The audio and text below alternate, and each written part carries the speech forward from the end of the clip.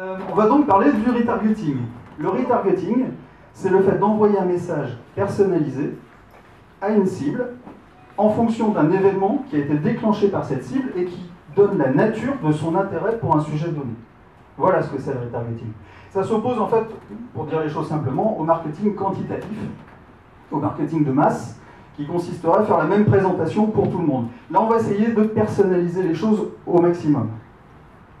C'est ça l'idée, donc évidemment, c'est beaucoup plus efficace. Alors pourquoi est-ce qu'on le fait aujourd'hui? Pourquoi est-ce que c'est mis en place seulement aujourd'hui? Pourquoi est-ce qu'avant, ça fait longtemps qu'on parle de marketing one-to-one, ça fait longtemps qu'on parle de personnalisation, pourquoi est-ce qu'aujourd'hui ça marche? Là, je vais enfoncer une porte ouverte, tout le monde le sait. Aujourd'hui, les décideurs prennent leur temps pour observer tout ce qui se passe sur le web concernant vos offres, concernant les concurrents, concernant les forums. Ils vont un petit peu partout sur les réseaux sociaux chercher de l'information avant de prendre contact avec vos commerciaux. C'est une étude qui a été publiée récemment par un cabinet américain qui s'appelle Executive Board et qui dit que, en moyenne, les acheteurs B2B font 57% du chemin d'achat sans contacter un vendeur. 57% du chemin d'achat sans contacter le vendeur. C'est-à-dire que dans la plus grande partie du chemin d'achat, ils ne prennent pas contact avec vos commerciaux, ils font ça tout seuls. Donc il va falloir les aider à prendre la bonne décision qui est de prendre contact avec vous et pas avec le concurrent. C'est la raison pour laquelle on a de plus en plus de solutions à mettre en place pour accompagner cette conversation. Parce que la mission du directeur marketing aujourd'hui, c'est de développer cette conversation avec le marché, avec l'écosystème. Et ça passe par ces trois grands axes. Faire de la business intelligence, c'est-à-dire collecter les données qui viennent du marché, savoir les enrichir, savoir les analyser, les interpréter. Également la partie content management, de façon à publier des contenus qui justement aident les décideurs B2B à prendre les bonnes décisions. Et puis automatiser cette relation, cette conversation avec le marché, parce que si on doit faire tout ça à la main, on ne va pas y arriver. Donc il faut automatiser au maximum les process de façon à malgré tout arriver à créer une conversation qui soit continue avec le marché. En fait, pendant très longtemps, il a pratiqué, comme pratiquement tout le marketing, des campagnes un petit peu quantitatives. Il a acheté des bases en nombre, il a envoyé un message relativement standard à tout le monde, quel que soit le profil. Alors ensuite, au fur et à mesure, il s'est dit, je vais acheter une base sur tel profil et je vais envoyer une campagne avec un message sur tel type de profil. Alors là, c'est dans le marché du high-tech. On voit que ça passe de 8,2% à 6,4% entre le dernier semestre 2012 et le dernier semestre 2013, donc en un an.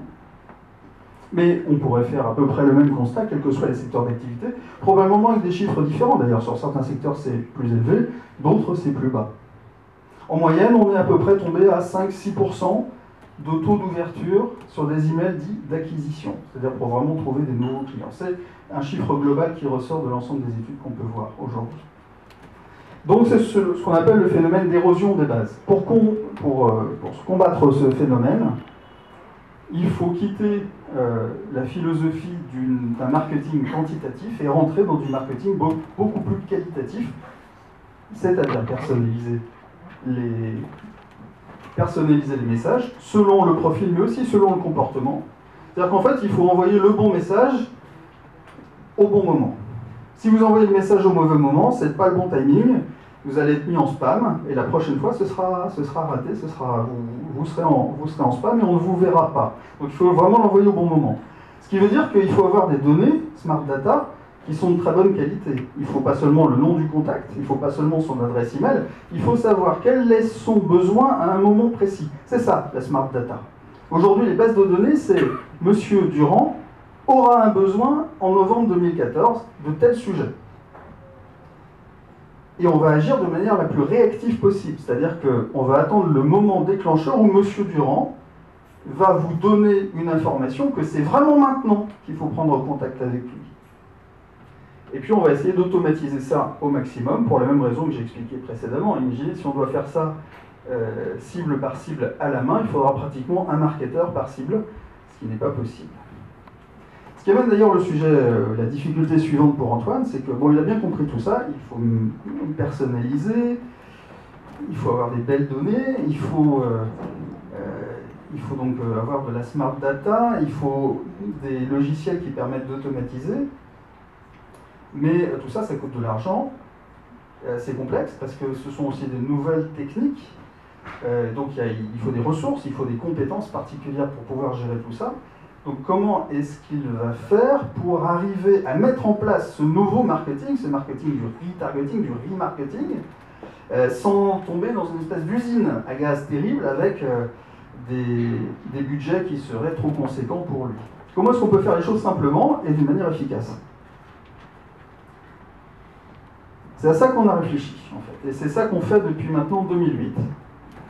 Et notre idée, c'est de se dire, pour que ça marche, il faut aller prendre l'information là où elle est, là où il y a le plus d'informations et le plus d'informations utiles, pour pouvoir communiquer et engager la conversation avec votre marché. Et où est-ce qu'il y a le plus d'informations?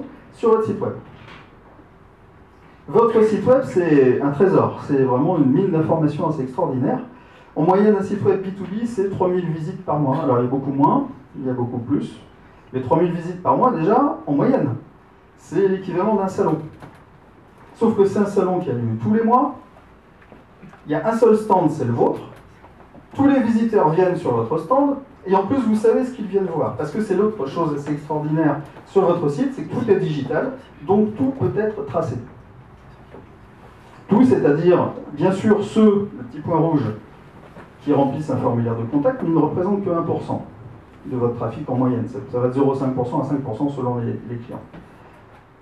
Donc une très petite volumétrie et surtout un petit pourcentage, et vous pouvez récupérer leurs coordonnées. Quid des autres? Quid des 99% restants qui sont, d'une manière générale, les visiteurs, et puis particulièrement ceux dont on voit qu'ils font un parcours extrêmement intéressant sur votre site. Comment récupérer ces données? On peut. Pourquoi? Parce qu'on est en B2B, et donc on a beaucoup de chance. En B2B, on peut identifier les sociétés qui viennent sur votre site web. Et on le peut dans un grand pourcentage des cas, et surtout quand on rappelle ces gens-là et qu'on les relance derrière, on constate, si on rappelle ceux qui ont dit j'ai un projet, c'est que dans 80% des cas, ils ont un projet.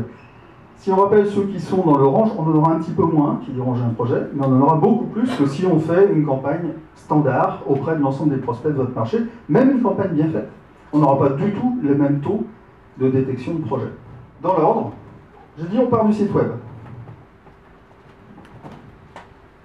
On commence par récolter les adresses IP qui sont sur votre site. Pour les récolter, on a une machine à récolter, c'est un petit code tracking JavaScript qui ressemble comme deux gouttes d'eau à celui que vous avez probablement déjà, Google Analytics, Xity ou Omniture. Bien.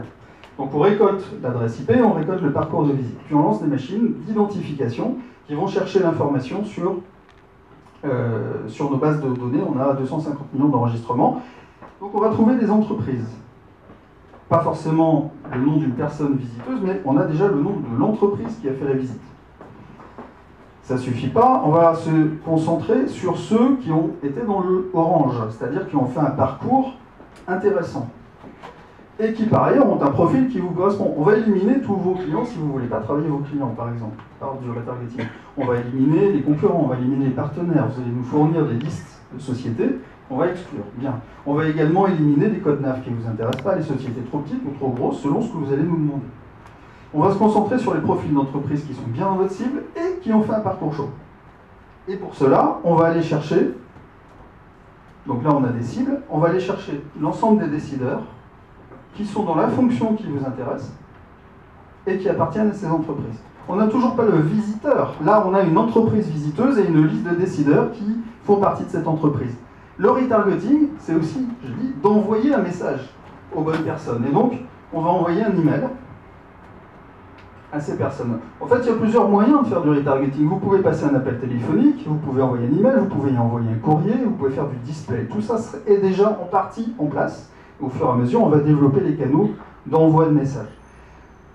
Pour ce qui est des envois d'email, c'est un email qui est personnalisé en fonction du parcours de visite et en fonction du profil, selon un scénario qui est préétabli, qui a été paramétré, avec des taux de clics et d'ouverture qu'on va voir beaucoup bien supérieurs à ceux qu'on voit dans une campagne d'acquisition classique.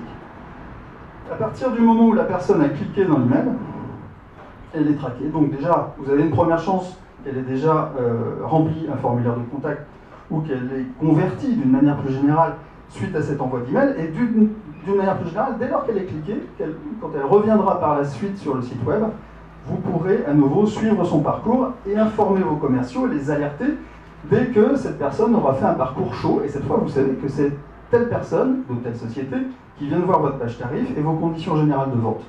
Il faut transmettre cette information tout de suite au commercial, un lead de plus. Voilà pour le principe général de ce qu'est le retargeting et la façon dont ça fonctionne.